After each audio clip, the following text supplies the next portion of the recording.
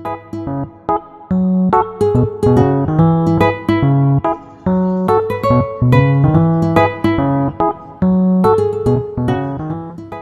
guys! Welcome back to my channel. And for today's video, nakikita ko lagi sa Facebook and sa TikTok and then sa mga budol group sa Facebook na masarap daw tong Conti's pistachio cake.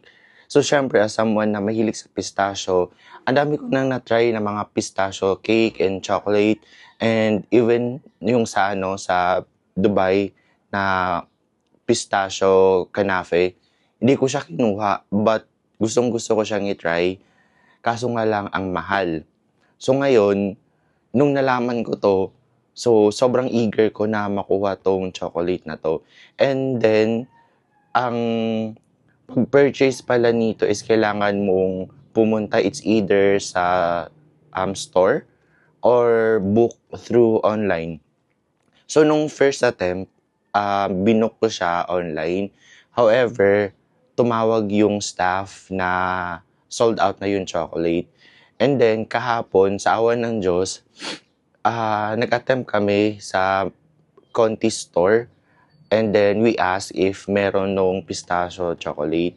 And finally, eto na siya. Nakuha na natin. So, eto na yung cake. Eto na yung pistachio sauce. Ganito siya malaki. Oh, malaki siya yung pistachio sauce. And then, may petals. So, etong petals na to, well, it depends na sa'yo. Choice mo na if ilalagay mo yung petals sa chocolate. Pero kasi, based sa mga nakikita kong reviews and mga nag-rate na sa chocolate na to, hindi siya maganda kung ilalagay mo yung petals. Sorry sa voice ko kasi medyo paos ako. Galing akong beach. So, sobrang nag-enjoy ako sa beach nung nakarang araw. So, pasensya, wala akong masyadong boses ngayon. Pero, eto yung star ng show. Open na natin.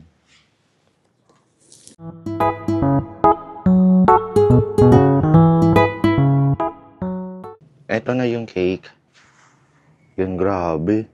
Ang bango, naamoy ko na yung pistachio nuts. Ito, try natin siya. And then, for the sauce, guys, friendly tip. So, you have to make sure na upon purchase, i-chill nyo muna siya kasi pangit na ilalagay mo yung sauce na sobrang runny yung liquid. So, it has to be para medyo thick yung consistency ng pistachio sauce. Kailangan mong i-chill muna sa ref bago mo gamitin.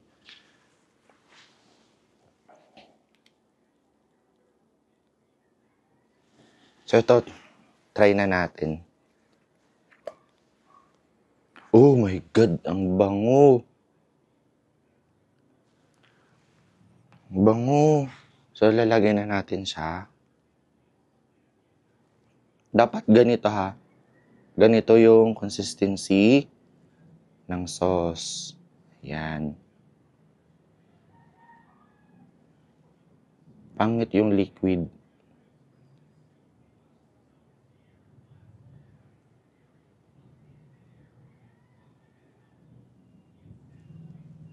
Ubusin na natin lahat.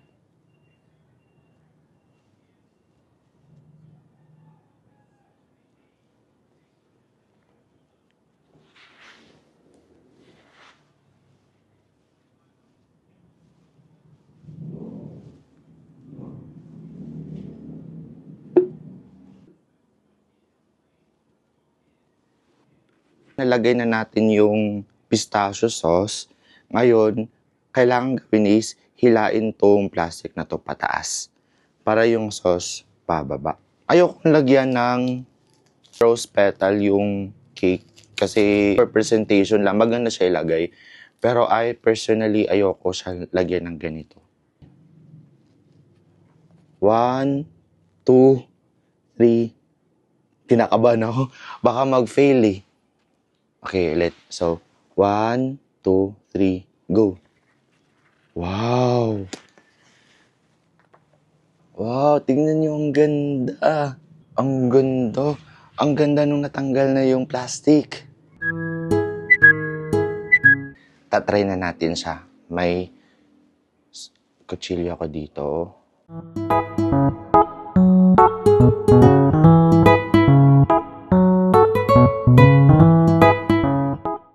Oh, excited na ako. Wow. Look. Ito na siya. Taste test. First bite. Cheers!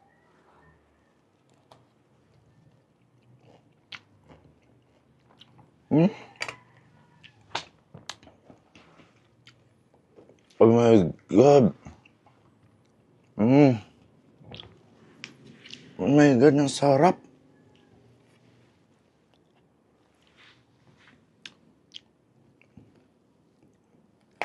Oh my God! Grabe ang sarap ng sauce!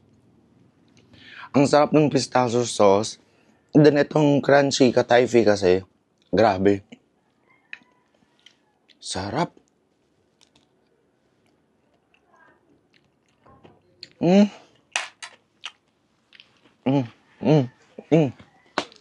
Sarap. Oh my God. Grabe ang sarap ng cake itself. Sarap ng pistachio. Sarap ng katayfi. Pati yung mousse. Hindi masyadong matamis, hindi nakakaumay. Oh my God.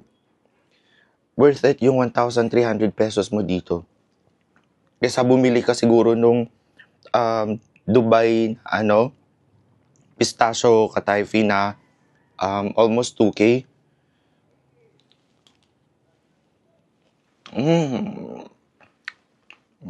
Grabe, sarap. My God.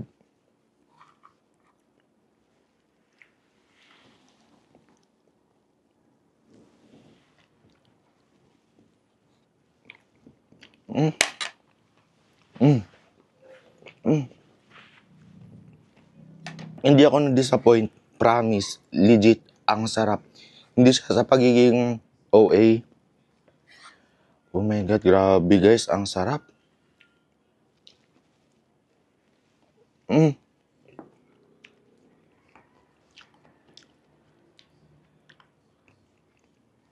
Grabe.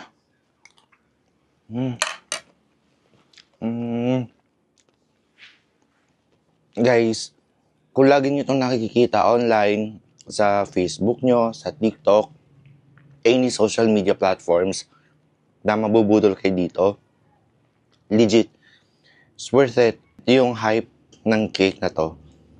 And then, though, medyo may struggle lang sa pag-order, but still, worth it yung paghihintay, worth it yung pagpunta mismo sa store to purchase this cake. Tapos, ang gusto ko dito is, hindi buhaghag. Kasi may ibang cake na may mga 4 layers, 5 layers, pero pag cut mo, pag hiwa mo, nabubuhaghag. Whereas, for Contis, no, hindi siya buhaghag. Ito yung crunchy katayfi, oh. Yan yung crunchy katayfi. Yan.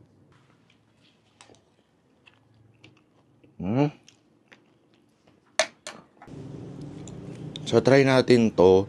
Medyo madami yung, feel nahulog. Oh my God. Nahulog. Ang fail. Kainis. Ito na. Meron.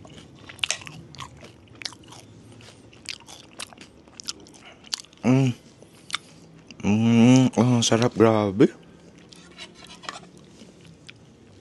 Ulit. Ito, madaming crunchy katayfi ito.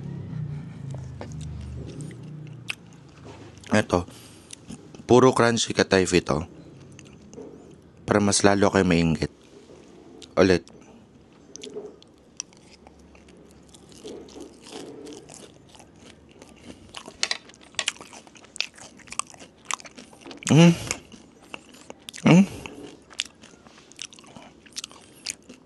Grabe. Oh my God. The best. Sa lahat ng mga natikman kong pistachio cake, sa mga Dubai chocolate inspired, Contis. Contis ang number one.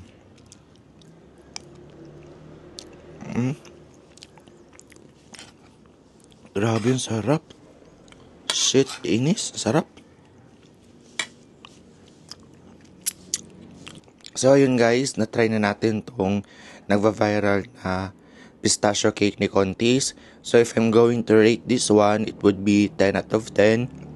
Yung sweetness niya naman, hindi siya ganun katamis, so hindi siya masyadong nakakaumay. So ngayon, when it comes to the crunchy katayfi naman, hindi naman ako masyadong na-disappoint kasi hindi siya masyado ganun ka-crunchy versus sa mga na-try ko ibang pistachio chocolate with crunchy katayfi. Sobrang crunchy talaga, sobrang lutong. And as for this one, hindi naman siya ganun ka-crunchy, but still, ang pinaka hinahanap ko dito is yung mismo lasa ng pistachio. So, ang solid. Then, ano pa ba? Overall, 10 out of 10 din siya kasi ang dami ko na ding mga na-try na mga layered cakes. But pagka inihiwa mo siya na bubuhaghag, whereas for this pistachio cake, from Contis, walang buhaghag at all. Solid, the best. So, sana matry nyo din to at mabudol kayo sa mga nang post online. That's it for me guys. Thanks for watching and lang.